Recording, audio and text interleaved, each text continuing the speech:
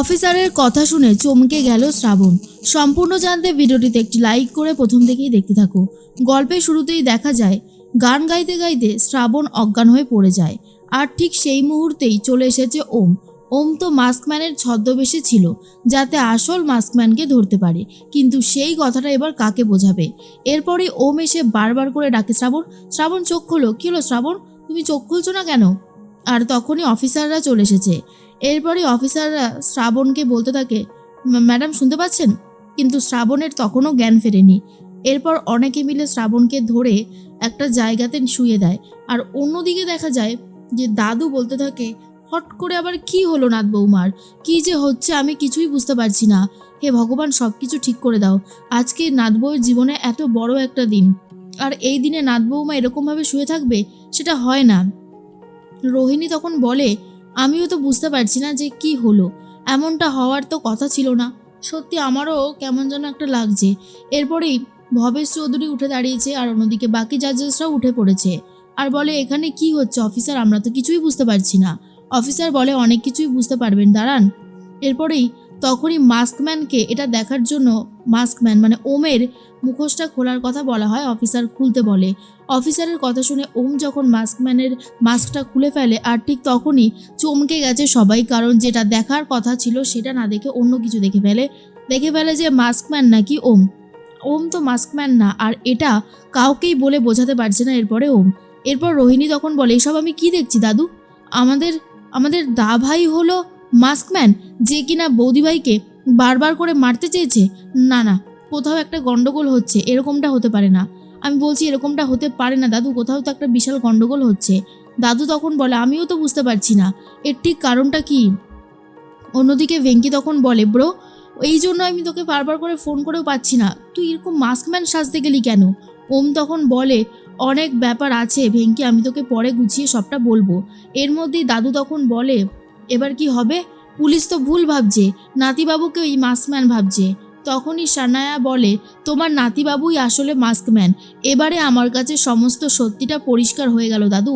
আমি এবার খুব ভালো মতন বুঝতে পারছি এই সবের পিছনে মাস্কম্যানটা আসলে রয়েছে হচ্ছে আমাদের দা ভাই। এবারে আমি সবটা বুঝতে পেরেছি। তখনই সানায়ার কথা শুনে রোহিণী বলে, এইসব তুই কি বলছিস? তোর কি পুরোপুরি মাথাটা খারাপ হয়ে গেল নাকি? সানায়া তখন বলে, না, আমার মাথা খারাপ হয়নি, আমি যা বলছি তা একদমই সত্যি। অফিসার বলে, আপনি নিজেই মাস্কম্যান সেজে আপনার স্ত্রীকে এইভাবে ভয় দেখিয়েছেন? আমি তো ভাবতেই পারছি না যে আপনি এত বড় একজন খারাপ মানুষ মিস্টার ওমকার ঘোষ। আপনি না একজন এত বড় বিজনেসম্যান হওয়া সত্ত্বে আপনি কি করে এরকম অন্যায়টা করতে পারলেন? বলুন, চুপ করে থাকবেন না, কি হলো উত্তরটা দিন। এরপর ওম বলে, অফিসার, আপনি আমার কথাটা না শুনে নিজের কথা আমার উপর চাপিয়ে দিচ্ছেন। এটা কিন্তু একদমই ঠিক হচ্ছে না। আমি বারবার বলছি আপনার কোথাও একটা ভুল হচ্ছে। অফিসার তখন বলে, কোনো ভুল হচ্ছে না, আমি খুব ভালো মতনই বুঝতে পারছি যে কি হচ্ছে না হচ্ছে।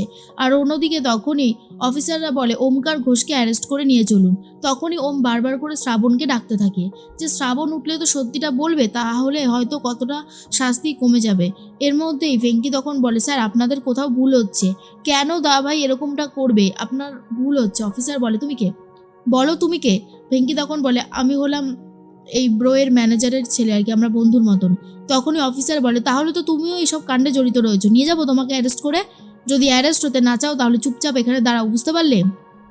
কথাটা শোনার পরেই কি করবে বুঝতে পারছে না ভেঙ্কি। আর ভেঙ্কি তখন মনে মনে বলে, এখন আমি ব্রোকে কি করে বাঁচাবো? এমন একটা সিচুয়েশনের মধ্যে পড়েছি যে এখান থেকে ব্রোকে বাঁচানো ভীষণ ডিফিকাল্ট। আর অন্যদিকে সানায়া বলে, বেশ হয়েছে, এবার দাভাই বুঝতে পারবে শাস্তি কাকে বলে। অনেকবার বৌদিভাইকে মারতে চেয়েছে, আর এখন আমাদের কাছে সবটা পরিষ্কার হয়ে গেল।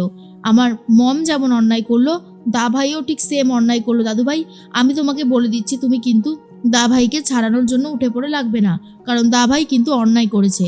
এরপরেই তখনই সানায়া বলে, আমি যাব, আমি গিয়ে দা ভাইকে প্রশ্ন করব বৌদিভাইকে কেন মারতে চেয়েছিল।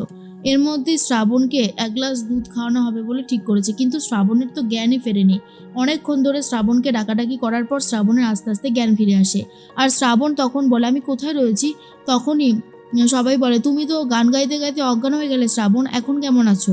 শ্রাবণ তখন বলে, এখন ঠিক আছি। এর মধ্যে সবাই বলে, মাস্কম্যানকে পাওয়া গেছে। আর এর মধ্যে অভি আর টিকলি দুজন মিলে সাইডে দাঁড়িয়ে দাঁড়িয়ে কথা বলতে থাকে।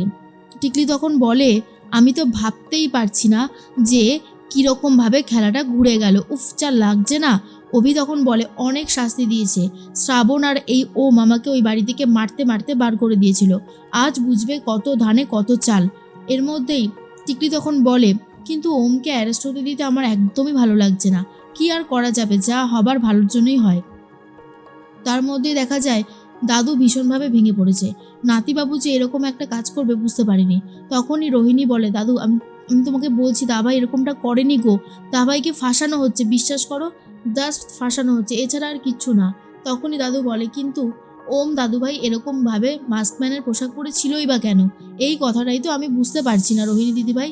আর অন্যদিকে তখনই বারবার করে ওম রিকোয়েস্ট করতে থাকে, অফিসারকে সত্যিটা বোঝাতে থাকে, কিন্তু অফিসার কোনোভাবেই সত্যি বুঝতে চায় না আর বলে, আপনার কোনো কথাই আমরা শুনবো না মিস্টার ওমকার ঘোষ, আপনি আমাদেরকে যাই বলুন না কেন, সত্যিটা আমাদের কাছে স্পষ্ট হয়ে গেছে। আর তারপরে আপনি কি করে ভাবছেন যে আমি এই রকমভাবে আপনার কথা বিশ্বাস করব? এর মধ্যেই তখনই মিস্টার ঘোষকে দেখে চমকে গেছে শ্রাবণ আর বলে, মিস্টার ঘোষ আপনি? অফিসার তখন বলে, আপনার মিস্টার ঘোষই হলো আসলেই মাস্কম্যান। কথাটা শোনার পর চমকে গেছে আর বলে, না না, আপনার কোথাও একটা ভুল হচ্ছে, এটা হতে পারে না। অফিসার বলে, এটাই হয়েছে, আপনি যদি বিশ্বাস করতে না পারেন সেটা আপনার দোষ, কিন্তু এটাই সত্যি, আমরা ওনাকে অ্যারেস্ট করব। শ্রাবণ বলে, আপনার কোথাও ভুল হচ্ছে অফিসার, আমি নিজে মাস্কম্যানকে মেরেছিলাম, তার হাতে একটা কাটার দাগ ছিল, এই আমি বলে দিলাম। আর তখনই সবাই মিলে বলে, ওকে, তাহলে ওমকার ঘোষের হাতটাও দেখা হোক, হাতে কোনো কাটার চিহ্ন আছে কিনা। এরপরে টিকলির সেই ঠাকুরের বাসনে লেগে তো ওমের হাতটা কেটে গেছিল, আর ওম সে কথা শ্রাবণকে জানায় পর্যন্ত নি। এরপর অফিসার যখন হাত কাটাটা দেখে তখন বুঝতে পারে এটাই হলো আসলেই মাস্কম্যান, কারণ শ্রাবণের কথা অনুযায়ী এটাও হুবহু মিলে গেছে। এরপর দাদুর বুকে ব্যথা শুরু হয়ে যায় আর দাদু তখন বলে, এসব আমি কি শুনছি, কি বলছে, আমি তো কিচ্ছু বুঝতে পারছি না।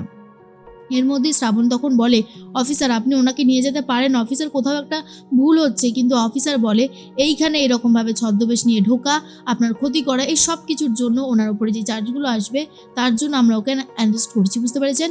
এরপর ওমকে টানতে টানতে নিয়ে যায় আর ওম তখন চলে যাচ্ছে। শ্রাবণ বলে, না না, এটা হতে পারে না, আমি যাব, আমি মিস্টার ঘোষকে ছাড়াতে যাবই। তখনই মল্লার বাবু আটকে দিয়েছে শ্রাবণকে আর বলে, দাঁড়াও শ্রাবণ, কোথায় যাচ্ছ? এত সহজে যে তোমাকে এখান থেকে যেতে দেওয়া যাবে না। শ্রাবণ তখন বলে, কে আটকাবে আমাকে? কারোর ক্ষমতাই নেই আমাকে আটকানোর, কেউ আটকাতে পারবে না, আমি সত্যিটা বলবো সবাইকে। মল্লার বলে, এখানে সবার টাইম ওয়েস্ট হচ্ছে, আর তাছাড়া যাই হয়ে যাক না কেন শো আমাদেরকে নিয়ে যেতে হবে গিয়ে, তাই বলছি দয়া করে তুমি এখান থেকে কোথাও যাবে না। আমরা ফাইনাল রাউন্ডে পৌঁছে গেছি, এখান থেকে আমরা বিচারকের থেকে নাম শুনে নেব আসলে কে জিতেছে। আর সবাই বলে, ইনি হলো এখন টাইটেল স্পন্সর, আগে অনুষ্কা ছিল আর এখন হয়েছে মল্লার বাবু। এই সব কিছু শোনার পর তো জাস্ট পুরোই চমকে গেছে শ্রাবণ।